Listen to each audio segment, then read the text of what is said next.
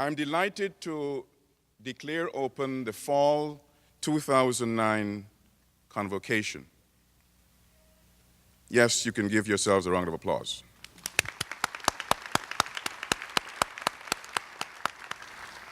The Fall Convocation marks the ceremonial beginning of the educational journeys of the new academic year.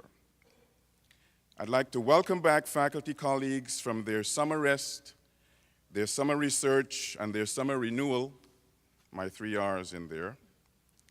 But I want to especially welcome back those colleagues who have been on sabbatical, either for a year or for 1 semester.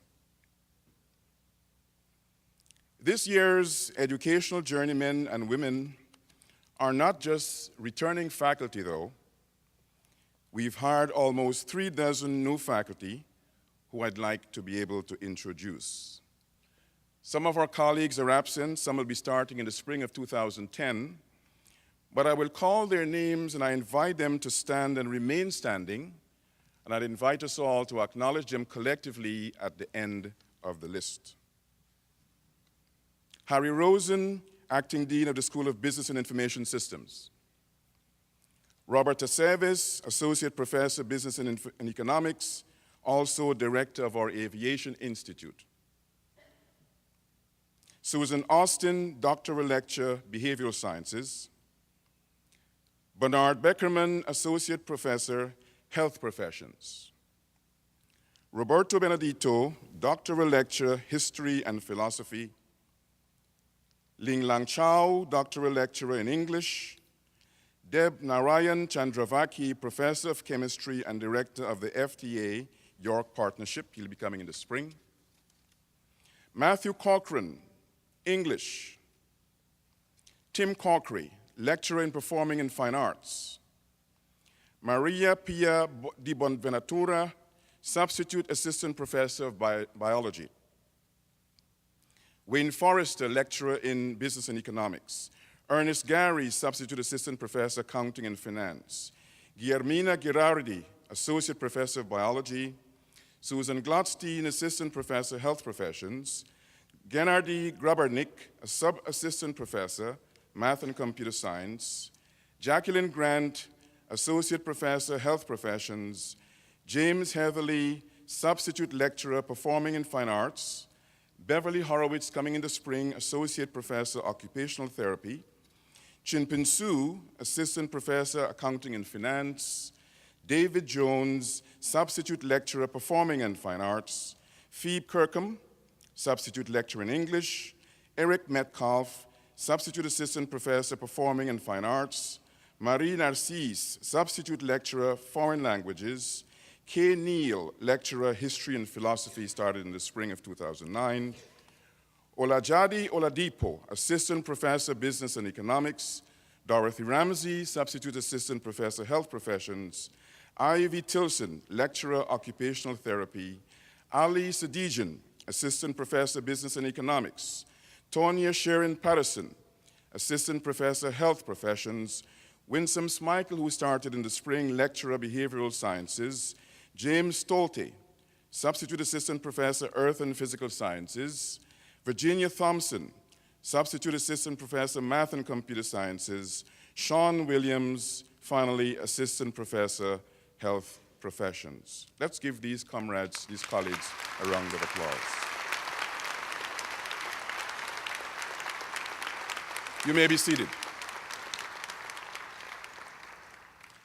Along with our committed staff and administrators, these dedicated faculty, returning and new, will guide the educational journeys of our 7,146 students, including the record number of freshmen, 1,043 freshmen, and a record number of transfers, 826. As we, faculty, students, and staff, pursue and support the educational journeys related to teaching and learning, to research, and to service this year, I ask you to keep 3 O words in mind: opportunity, ownership, outcomes. Because of time constraints, I will confine my remarks in relation to these three words to our faculty colleagues. Ponder at least what might be one opportunity for you to pursue this year, something new and different in your teaching. Maybe plan an online course for the spring semester. Maybe redesign your course based on what you heard at a CEDL workshop. Try something new related to your research. Maybe complete that draft article or that draft chapter or that draft book. Maybe chair a session at a conference rather than just be a member of the panel. Maybe apply for that competitive grant that will help you support your research endeavors. And as you think of opportunities in relation to service, maybe you want to become a committee leader and not simply a committee member this year. Maybe you want to actively engage in the conversations on Gen Ed. And the conversations are in their second year. We have not completed the journey in Gen Ed. Feel free to engage, contribute in the conversations, to the conversations on Gen Ed. But as you think of service as well, think perhaps of a community organization that allows you to take your expertise beyond the confines of York into the community. But whatever we do, colleagues, in relation to the first O, opportunity, think of it in personal terms. Think of it in terms of ownership. Take responsibility for making that opportunity become realized. Don't wait for your chair or your dean to tell you about information and online teaching. Seek out colleagues who have been teaching online and talk with them. Seek out Wen Ying and have her help you understand how you can make that opportunity for online teaching become real. If you're thinking of your research, don't only get the email from Don Hewitt or directive-sponsored research. Look through the newsletter to see where you may engage, what opportunities you may pursue, how you may take ownership for that research trajectory you want to have. And go talk to Don. Get her advice proactively on how to translate that opportunity that may be there into an actuality, taking ownership for it. And as you think of opportunity and ownership, I'd encourage you to think of the final O, outcomes. I think we want not only to identify the opportunities and to take ownership for them, we want to complete them. We want to have something to celebrate. We want to have, therefore, maybe a short list you'll pursue rather than a long list. You may want to consider having a timetable for implementation. You may want to have an opportunity to meet with other people to talk about how they benefited from their pursuits as they took opportunity to ownership and translated that into outcomes. There are wonderful opportunities for us to pursue this year. I'd like to have us engage as a community in a conversation on opportunities, ownership, and outcomes. And toward that end, I'll be creating a provost blog on the triple O's. How might we this year talk to each other electronically, benefit from each other, learn of pitfalls and strengths and weaknesses of others, take that conversation about our triple O's real into this year. So I welcome you. For me, this year is a year not only of pursuing our journeys, but this year is a year of pursuing those journeys in the context of ownership, in the context of opportunities, in the context of outcomes. Thank you.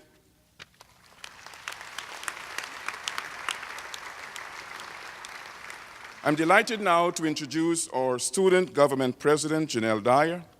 Janelle is a chemistry major, class of 2010. Janelle? Good afternoon, everyone. Greetings, President Keys, keynote speaker, Ms. Carter, administration, faculty, and students.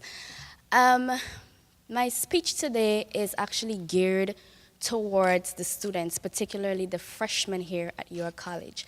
On behalf of the Student Government Association, I would like to extend a very warm welcome to everyone and let you know about what we are about and why you need to be involved. Now, a Student Government Association is here to bridge the gap between the administrative body and the students here at your college. Our theme for this year is change. Change in attitudes, change in leadership, and change in execution. Everybody in this room has a voice, and students, you need to make your voice heard. It is important for you to be aware of your strengths. It is important for you to be aware of how much change you can make. You would be surprised to see how much change any individual with a voice can make. Now, when you come to any college institution, you have two goals. One is to acquire academic knowledge, being able to get knowledge on the careers that you want to be involved in. Secondly is to acquire social and leadership skills. You may not think that that's very important, but I think every student's goal should be to be the cream of the crop. Always remember that your competition is not just the 7,000 students here at your college, but it's the millions of people around the world, not just in America, but in every single country of the world. And it's important for you to think of yourselves as the cream of the crop. Strive to be the best.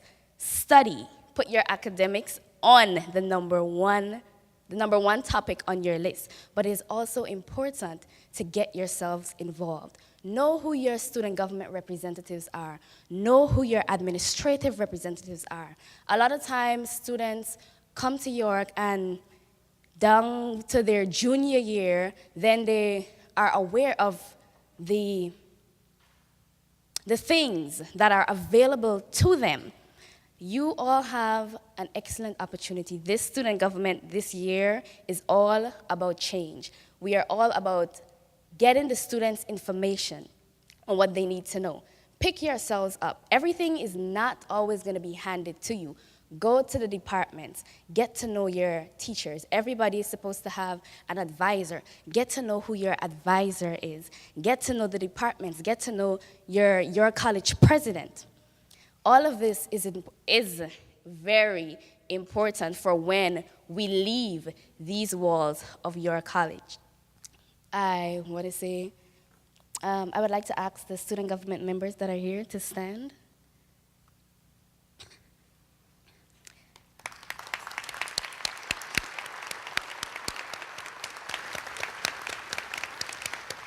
Thank you.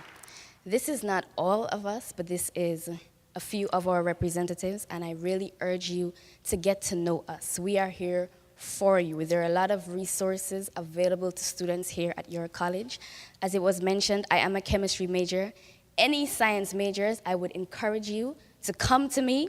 There's so much that you need to know. There's so much that is available to every single student, and we need to learn to tap our fingers into the resources that are made available to us. Welcome once again, faculty, and I thank you very much for the opportunity. I think Janelle deserves a larger round of applause than that.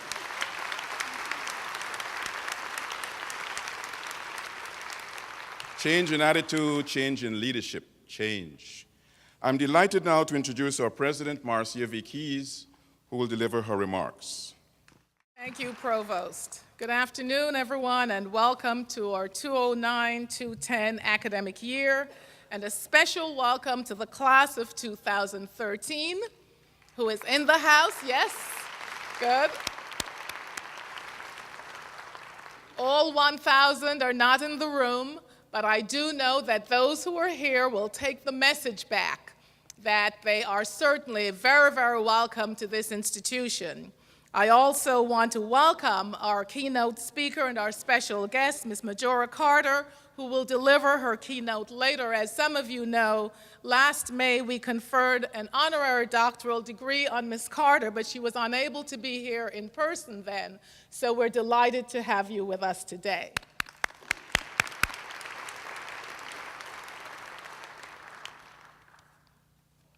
I do want to, as is the custom, give a bit of a report card, if you will, on where we are as an institution. As president, I'm now approaching the completion of my 5th year, and I'm really pleased to report that the directions we set together during my first year of the administration have really begun to bear fruit. With many, many of us from the varied aspects of the college working shoulder to shoulder, we are, as the York brand states, on the move towards achieving our goals. And I'd just like to highlight 10. During 2008-2009, we were on the move in faculty scholarship, with our faculty increasing your output in regional, in national, in international presentations of your scholarship, of your research, and also in attracting grants to help you with your research here on the campus. Number 2, we're on the move in the number of credit hours taught by our full-time faculty. And our full-time faculty now stands somewhere around 205. Is that right, Provost? Just about there? Last year, we brought in 44 new faculty. This year, some 33. And so, students of York, you are more than likely to have a full-time faculty member teaching you in your classrooms, in the labs, in the performing arts centers. Yes, we still will rely on our adjuncts, but we are growing stronger in our full-time faculty. Number 3, we're on the move in raising the awareness of our students in taking the Cuny Proficiency exam. It's a certification exam that students must take at the 45th credit. And this year, with some very good work from a team of individuals in academic affairs, we raised our test-taking show rate to 81%. Number 4, we're on the move in that our students who take the freshman composition course, and yes, freshmen, you are probably enrolled in that course right now. During the 2008-2009 academic year, we saw a jump of 10% in the pass rate of a C or better in students taking that freshman composition course. So students and faculty were working together to get better results. Number 5, we're on the move in that we have launched 3 new academic programs: a generic nursing program, a pharmaceutical science baccalaureate, and a journalism program. Number 6, we're on the move, as I mentioned before, in that we hired last year some 44 new faculty, outstanding faculty, stellar faculty, and we believe we have really integrated you into the community. I see you already moving into leadership ranks, doing scholarship and all of that good stuff, and now we join another 33 to those ranks. So yes, we're on the move in our faculty strength. Number 7, we're on the move on sustainability. We planted 200 trees this year on our campus in an effort not only to have a more beautiful campus, but a more sustainable campus as well.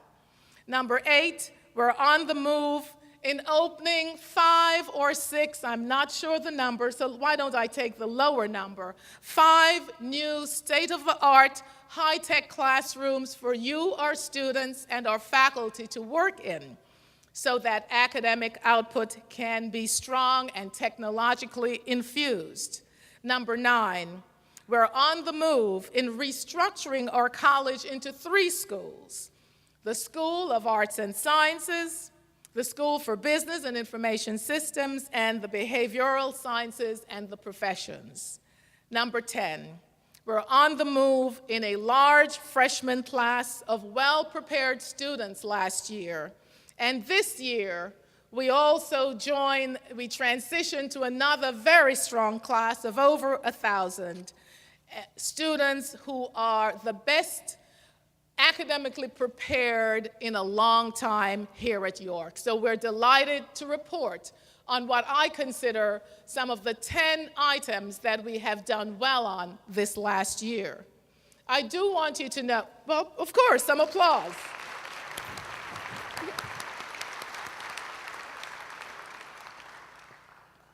You have been introduced to some of our new faculty, and I don't know that all of our new administrators are in the house, but I do want to acknowledge them, and if they're here, I do ask that they stand. You hold the applause until the end. Because as I said, it's shoulder to shoulder, inside and outside of the classroom, that we're able to achieve the goals we set. You have already been introduced to Dean Harry Rosen, but I'd ask him to stand again, who's joined the executive ranks of the college. I'd like also to introduce Ms. Barbara Manuel. I'm not sure she is in the room in this house today. She might not be, who has joined us as the Executive Director of Human Resources. And I'd like to introduce also Dr. Thomas Gibson, who will join us as our Assistant Dean for Students. Please welcome these new members.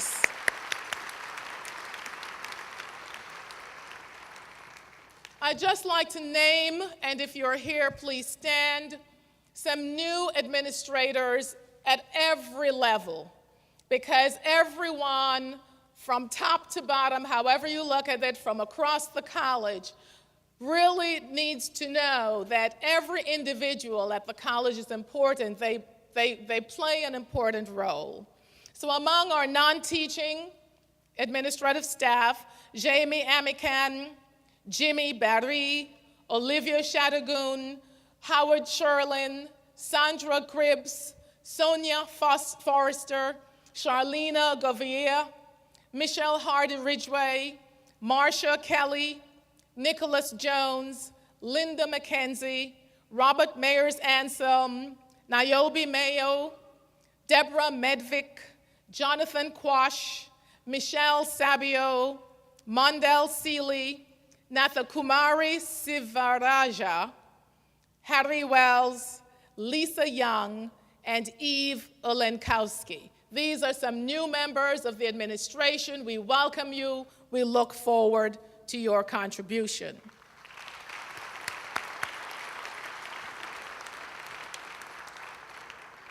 I want to give a brief message to students and a brief message to faculty.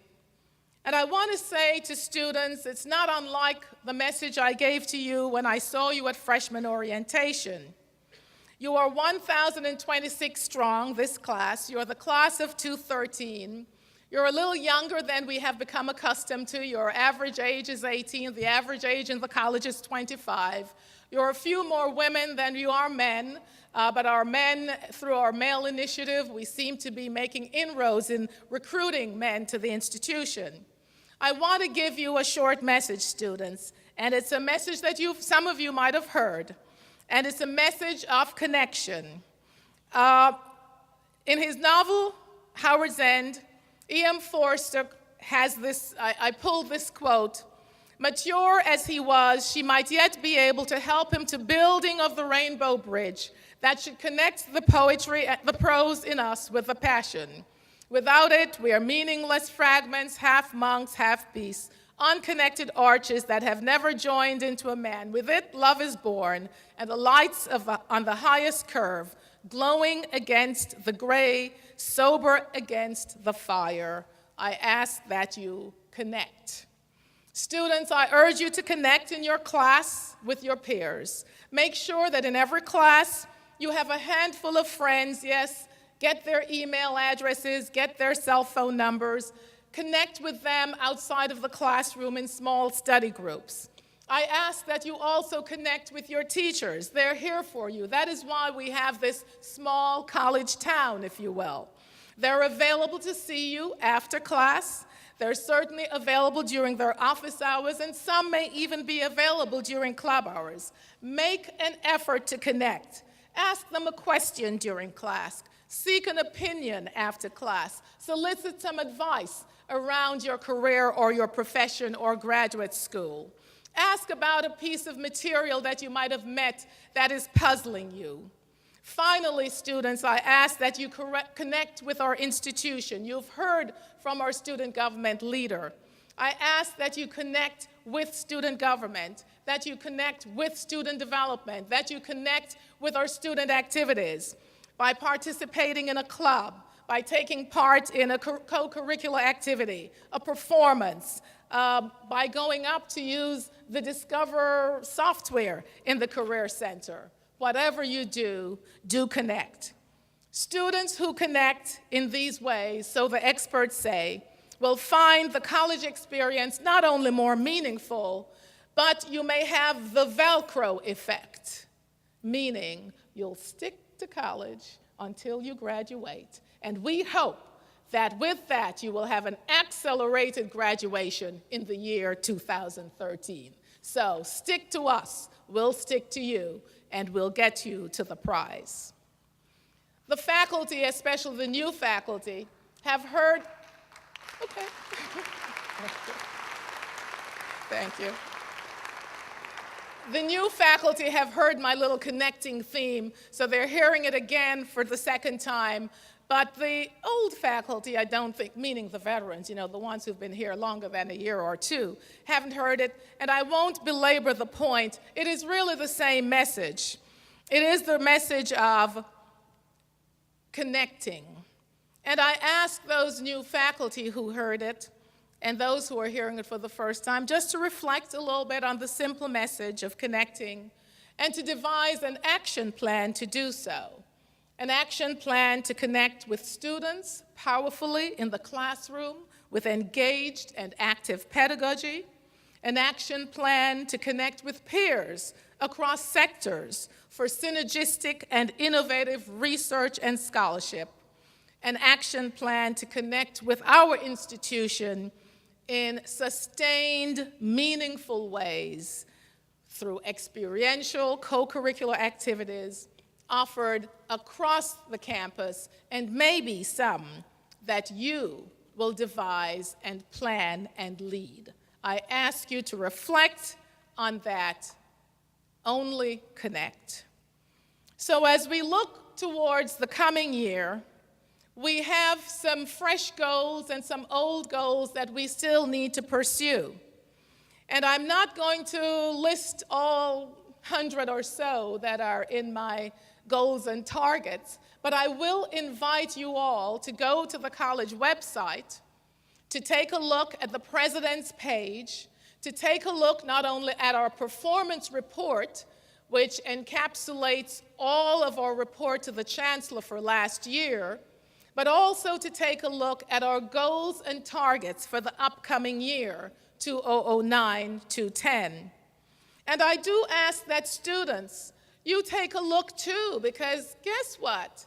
You're part of the plan, because no goal is achieved on the academic side of the house by input alone on the part of our faculty. There must also be output on the part of our students. So I ask that as you work tenaciously and intentionally with your teachers, you are a part of the delivery of these outcomes. You're a part of the delivery of the outcomes to improve our performance on our introductory math courses.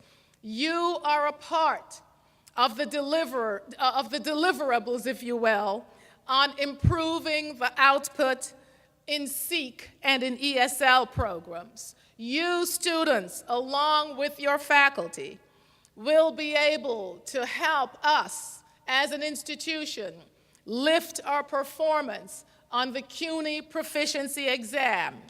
You students, along with your faculty and the entire college community, will, as a result of your dedication to your task, improve our retention, and certainly you will accelerate us to a very strong 4-year graduation rate. And so I ask you to take a look at those goals and see where you fit in those goals and to make up your plan so that at the end of the year, and when I give my report next year, I can report on the goals achieved.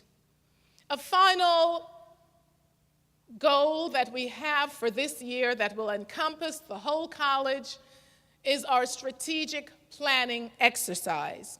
Many of you will remember that a few years ago, we were in the process of conducting our Middle States review. We got through that hurdle quite well, and as a result of that, we have a 10-year period in which we can plan. Last year, we did some preparation. I guess we took a little bit of a rest from Middle States, and we did a little bit of preparation. This year, we will be entering full speed into our strategic planning. I invite the college community to participate. We will have a strategic planning committee, but beyond that, there will be many opportunities in the academic council, in cabinet, in our directors' meetings, in COAC meetings, certainly in focus groups with both students, faculty, across the board, to have input into the vision of what York might like to be 5 years, 10 years down the road. We will have some help in leading us through. We have hired some consultants who are experts in the area, Heasel and Associates, and we kicked off our first meeting with a small group of executives yesterday, and I will keep you posted. We will have a website, we will have regular communications, but I thought that this was a time for us all to know that this year at York, strategic planning will be a major part of the agenda. And so I'd like to say that as I come to the close of what I have to say, I want to celebrate our faculty. I want to celebrate your teaching and your research. I want to acknowledge the fact that this year, during the year 08-09, many outstanding achievements were made, and indeed, I do not want to be encyclopedic here, I just want to be symbolic. I want to mention some of the grants that have been earned by our junior and our veteran faculty. We have earned grants in biology, Dr. Levenger, Dr. Lou Levenger, whose most recent grant will total nearly $250,000 from the National Institute of Health to study RNA protein interactions using biochemistry. Dr. Beth Rosenthal, who received nearly $500,000 also from the National Institutes for Health to study adolescent trauma, psychopathology, and resilience. To Dr. Margaret McNeil, who received another $500,000 also from the National Institute for Health for her research project, The Shape and Circuitry of Neurons in the Retina. To Dr. Leslie Kyler, receiving almost $1 million from the Robert Noyce Mathematics and Science Teachers, collaborating with York colleagues in putting together a cohort of student beneficiaries for the spring semester. To Dr. Andrea Krause of Occupational Therapy, who received almost $90,000 from the Department of Health and Human Services, Health Resources and Services Administration for scholarships to students. To Dr. Ivica Arsov, who received $500,000 from the National Institutes for Health for his work in studying the role of orthophagy in T-cell immune responses. I'd like to symbolically let those individuals be congratulated in behalf of all the other faculty who had outstanding research and scholarship this year.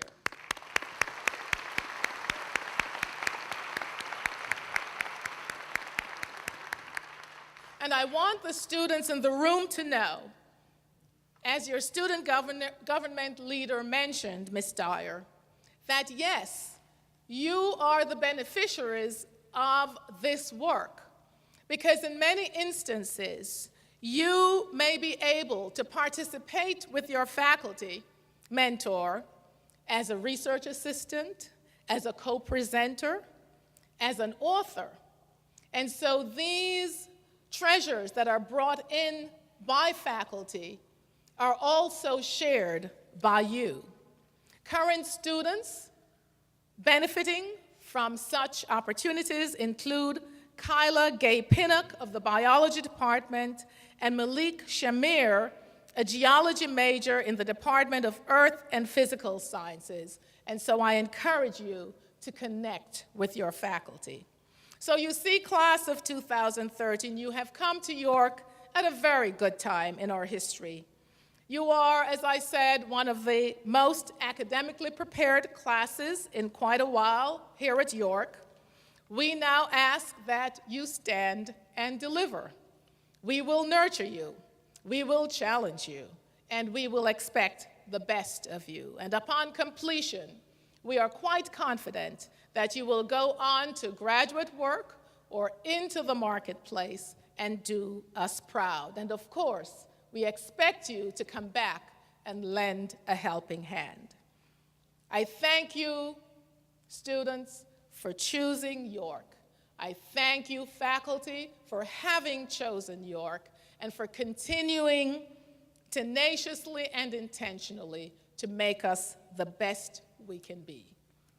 Have a phenomenal 2009, 2010. I look forward to seeing you in the hallways and everywhere.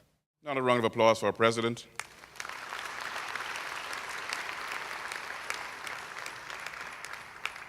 Delighted now to introduce the person who I think of as our faculty green czar, to introduce our keynote speaker, Professor Donald Oriam. Thank you, Dr. Griffith. Thank you, Dr. Keyes. The Green Initiatives Committee at York was very excited when we heard that Majora Carter would be visiting our campus. It was an opportunity for us to brag over the 200 trees, including an arboretum that was planted at York over the past 2 years, as well as our vibrant recycling program, the revitalization of our plant club, and our hybrid parking for our campus community. Ms. Carter, York truly shares your passion. Majora Carter is an environmental advocate, urban revitalization strategist, and founder, executive director of Sustainable South Bronx, as well as president of the Majora Carter Group, a green-collar economic consulting firm. Ms. Carter was ahead of the curve in the plan of greening an urban community, which included the South Bronx. She is the co-founder of Green for All, whose goal is to elevate people out of poverty through training in the green workforce. Coining the motto, "Greening the Ghetto," Ms. Carter brought to the South Bronx its first open waterfront park in more than half of a century. She was awarded in 2005 the MacArthur Genius Grant, which brought in $1.25 million in federal funds for greening along the South Bronx waterfront. With her vision and tenacity, that plan has now over $20 million in secured funding.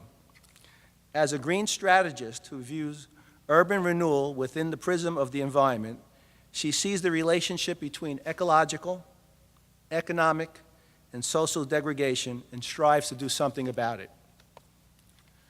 Ms. Carter, along with Columbia University and City College, co-designed and sponsored Greening for Breathing, a community greening project and air quality study.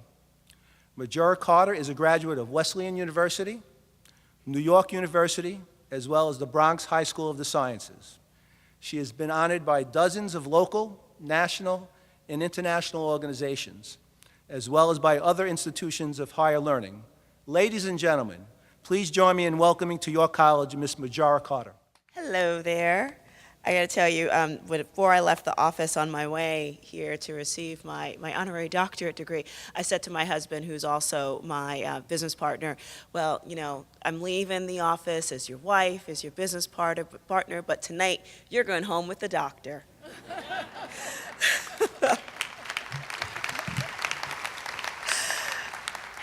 And I just always, you know, as a kid wanted to be one, so now I can sort of say that I am. So it works out really nicely. But I have to say,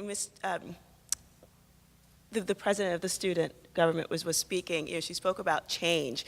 And, you know, if this wasn't the era to do so, then I don't know what era if we possibly are in. Because, you know, we are in the Obama era, and I do not mean just our president. I actually created an acronym to describe where we are right now. And it's officially behaving as magnificent Americans, because we have time to do that now. So, and I really do want to think about that, because when I think of my life and the future that I actually want to create and work toward, you know, I think of that I want to be known, you know, years down the line simply as a good ancestor.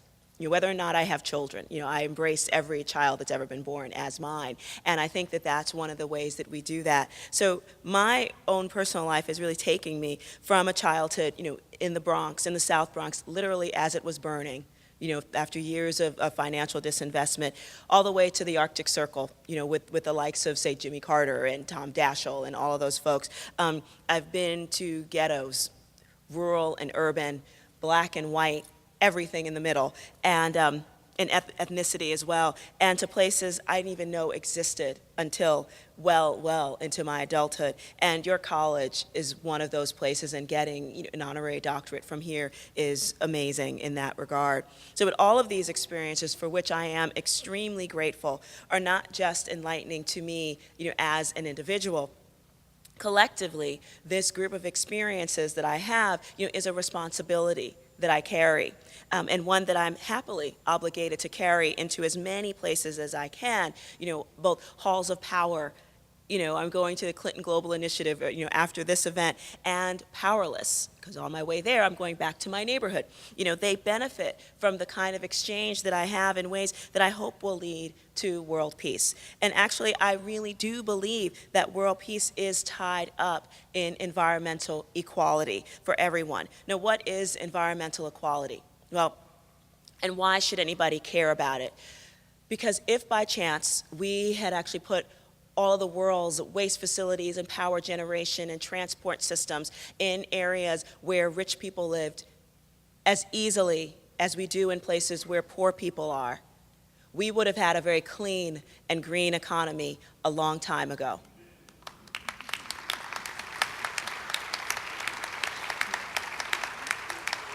Now, I'm not saying that environmental equality is going to solve all of our problems overnight. Like, we didn't create global warming overnight, obviously, but it is the cornerstone of what I believe is going to be the kind of future that I absolutely know in my core that we can create. Listen, I'm on panels and discussions and discussion groups and task force, regarding climate change, community development, et cetera, all the time. And as often the case, I often find myself occupying the diversity track or equality track in places like that because I'm black and female and I'm not rich.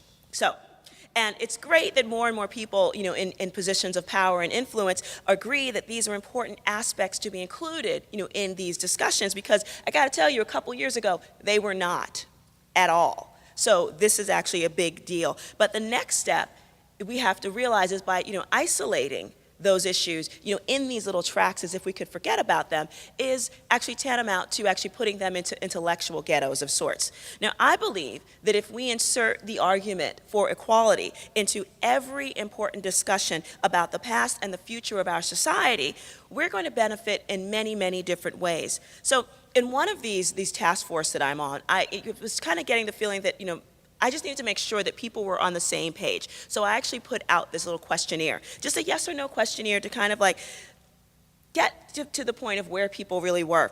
And it looked kind of like this. So you could, call out yes or no if you believe any of these things. So the first question was, do you believe that some people should breathe dirtier air than others? Yes or no? Nah, usually. Do you believe that some people should drink contaminated water? Do you believe that environmental burdens are equally distributed throughout the United States population? Do you believe that if energy, transportation, agriculture, and waste infrastructure was sited near affluent people as easily as it's sited near poor people, would it look the same way as it does today? No. So do you believe environmental burdens affect poor people more than affluent ones? Do you believe the design of our energy, transportation, agriculture, and waste infrastructure are leading causes of our global climate crisis? Yeah. Now, I thought I'd written the first few questions, like most of you had answered yourself, that people would just easily say no. And the last two, people would say, yeah, of course, absolutely. But the response to this questionnaire, to this particular group of highly esteemed individuals, was I learned a lesson that I have to keep reteaching myself, because some of the participants, met the questions completely head on in this adversarial way.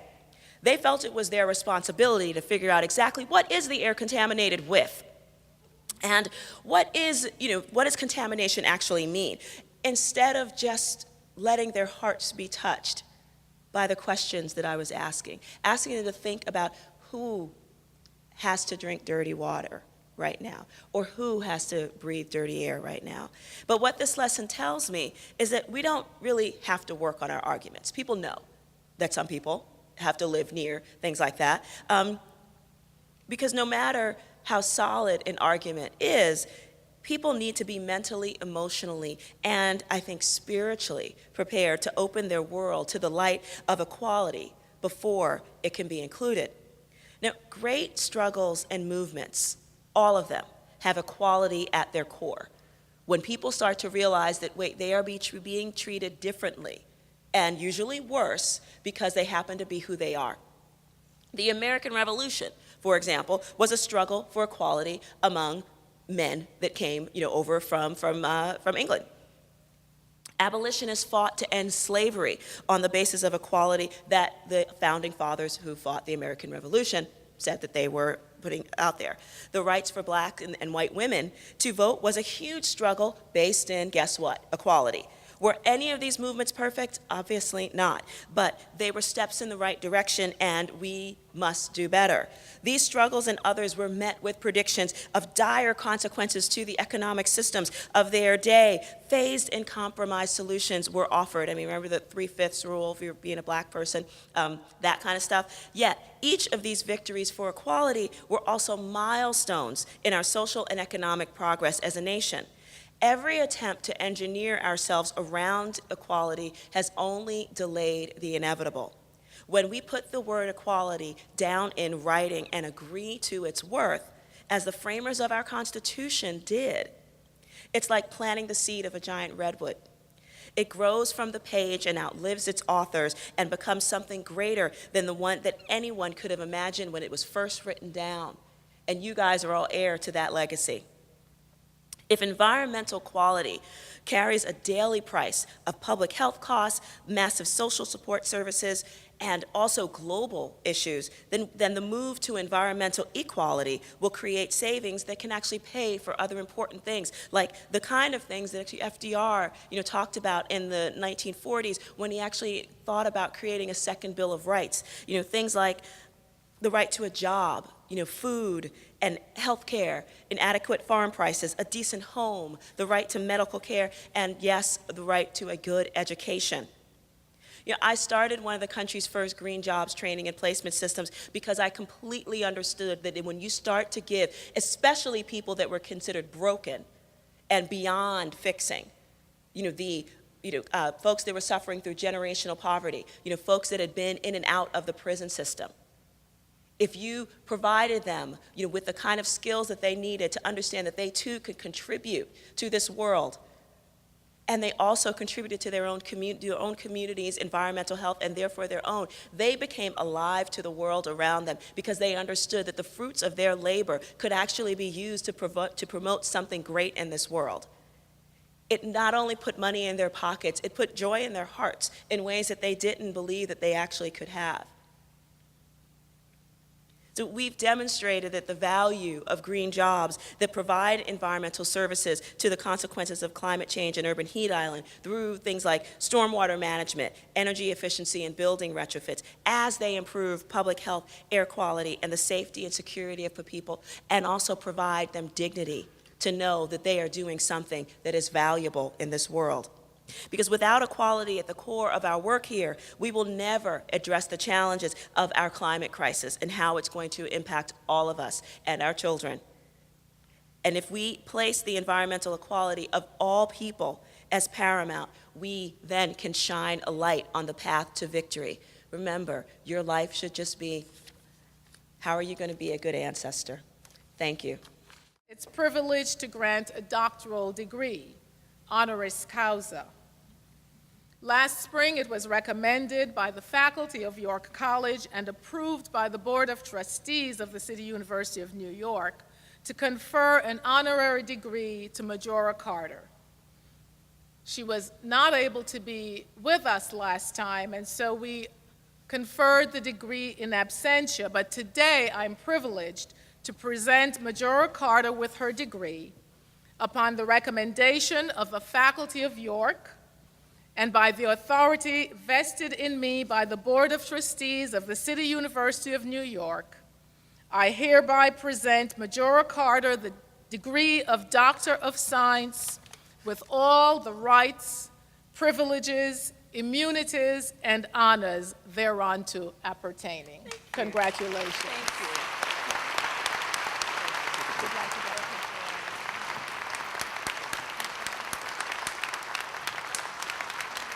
Just one quick observation before we move to the awards ceremony. We heard from Donna Ariyama that among the achievements of Majora Carter was the MacArthur Genius Award.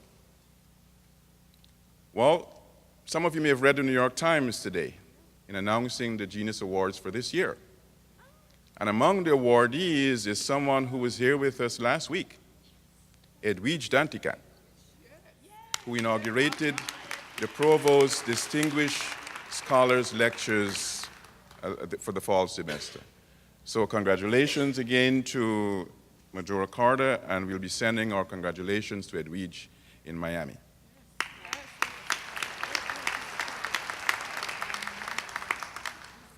One of the recognitions that the college thinks it's important to do for faculty and staff is to symbolize the value we place on the engagements our faculty and staff undertake.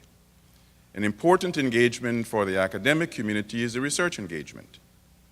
And I'm delighted to invite President Keyes to give presidential awards for scholarship to the following three colleagues who I'll invite to join us on stage. Dr. Sonia Rivera Valdez,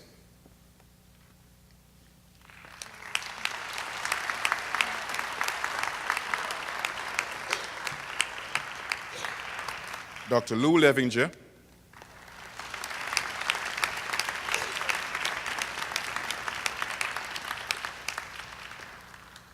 and Dr. Leslie Kyler.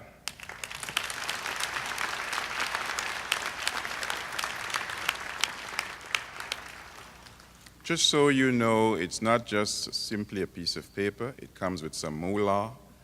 But don't ask them to take you to Tavern on the Green. It's not that amount of moolah. So thank you for the introductions, and I'd just like to read a little bit about these colleagues. Dr. Sonia Rivera Valdez, Professor of Foreign Languages, ESL and Humanities, beginning at York as an adjunct lecturer in 1978, and full-time since 1998 as a writer and literary and film critic. She won the Casa de las Americas Literary Prize, one of the most prestigious awards in Latin America, for the forbidden stories of Marta Veneranda, a book of short stories about the intimate lives of Latina immigrants in New York. After that, she published a second book, Stories of Little Women and Grown-Up Girls. Dr. Rivera Valdez articles and stories have been extensively published in anthologies and literary magazines in the United States and in other countries. She has published 4 articles and 3 book chapters in the past 2 years. For the past 30 years, Dr. Rivera Valdez has worked to promote Latin American culture, and she's currently president of the Latino Artists Roundtable. She's also a member of the board of directors of the Dominican Studies Association, and today it is my privilege and honor to award Dr. Sonia Rivera Valdez this Presidential Award for Scholarship. Congratulations, Dr. Valdez.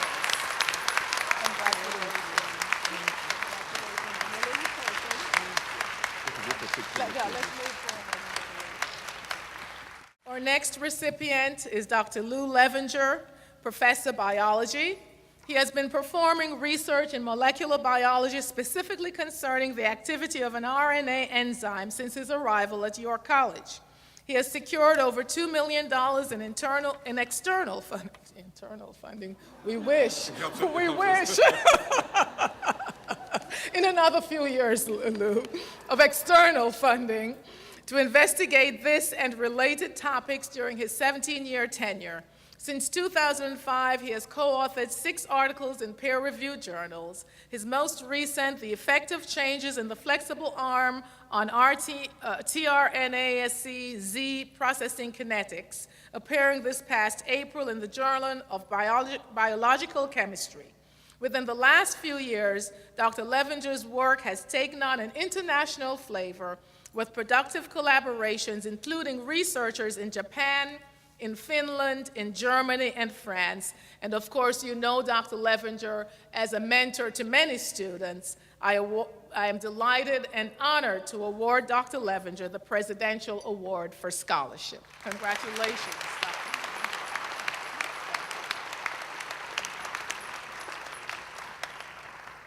Our third scholarship award is to Dr. Leslie Kyler, Assistant Professor, Teacher Education, who has worked diligently and persistently since coming to York in fall 2005. She was recently awarded a $900K grant by the National Science Foundation's Robert Noyce Scholarship Program for mathematics and science teachers. Music to my ears, mathematics and science teachers. This grant extends her research and builds upon her professional development. She's a co-principal investigator of the National Science Foundation-funded mathematics and science study in the New York City, which is based at Hunter. An article produced from this study will appear in the journal Urban Review in December 2009. In 2007, she published an article, E-Yearbook of Urban Learning, Teaching, and Research in the International Journal of Science Education. She recently co-authored a book chapter with 3 other York colleagues about the development of scholarship, the scholarship of teaching and learning, that will appear in the next version, the next edition of Transformative Spaces, Designing Creative Sites for Teaching and Learning in Higher Education, and that is forthcoming in spring 2010. I am delighted today as president to award Dr. Kyler this Presidential Scholarship Award. Congratulations.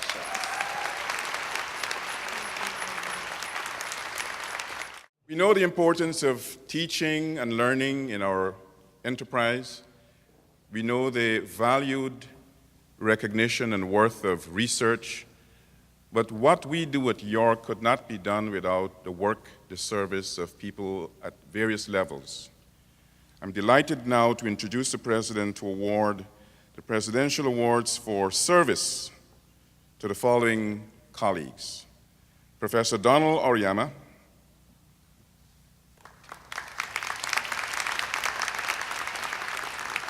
Dr. Martin Colucci,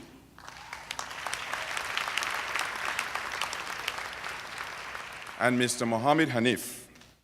Awards for Service. The Presidential Award for Service recognizes individuals who have demonstrated a tenacious, intentional, and sustained service and commitment to York College. Our first is to Mohammed Hanif, one of our college electricians, who with his small team was responsible for spearheading a number of critical projects during the past year. For example, the relocating of the electrical switchgear above ground from the sub-basement to ensure normal operation with until a solution to the water infiltration problem, which some of you know about, is solved. Installing the electrical infrastructure for it at IT and the smart classrooms, which you are all experiencing the benefit of, and refitting and installing new lighting in the atrium. And of course, you remember how that lighting was just sort of dim at certain times of the day. So it is good to have a sort of improved lighting within our facility, not to mention the other items. So I would like to award Mohammed Hanif this Presidential Certificate for Service to York College.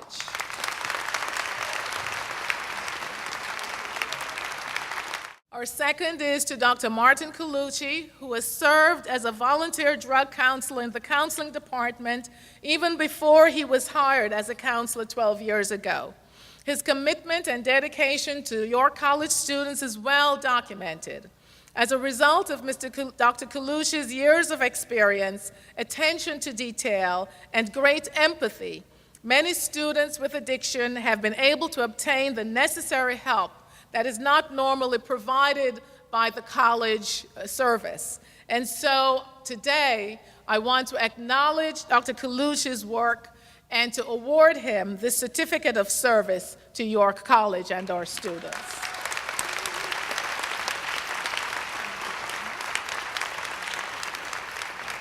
Our third and final award for service goes to Professor Donald Oriyama, Associate Professor, Occupational Therapy.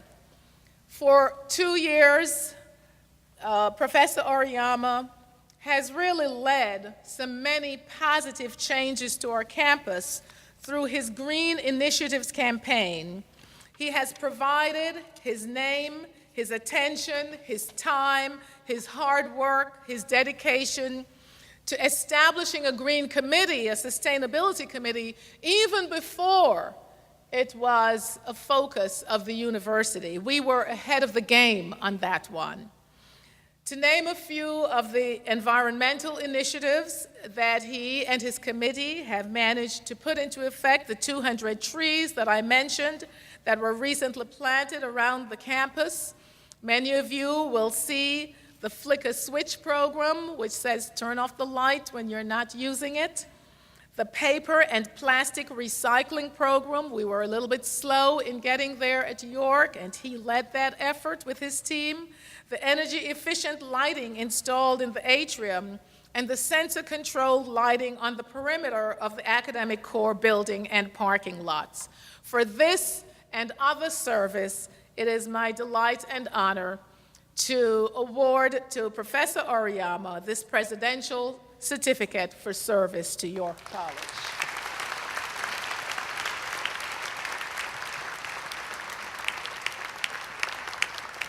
Thank you, President Keyes. Another round of applause to all the award recipients. Come on.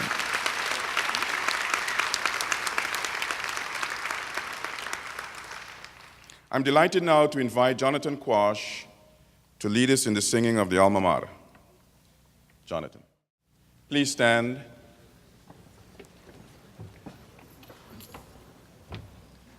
The words of the Alma Mater are to be found at the back of your program. We will hear the wonderful melodious voices of all our faculty and students.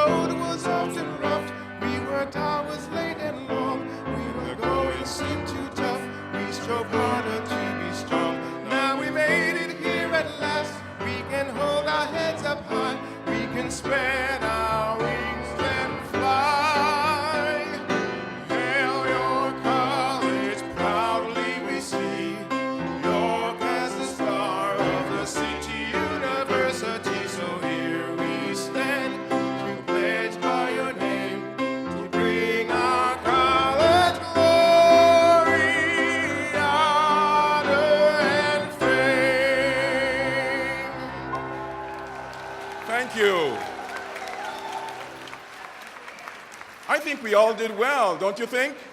Let's give ourselves a round of applause.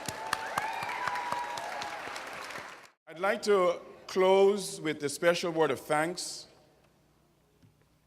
Word of thanks to the members of the organizing committee that organized the convocation, meeting some of the challenges, seizing some of the opportunities of the innovations wrought this year.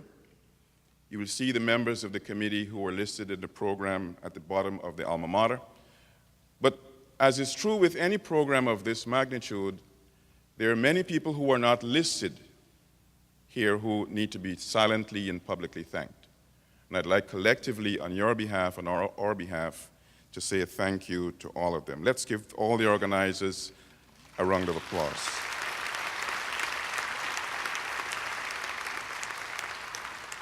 We also need to applaud the participants, those of you who took time from other engagements to be part of this important ceremonial event, the beginning of our new academic year, symbolic start of a new set of journeys. Thank you for participating in this.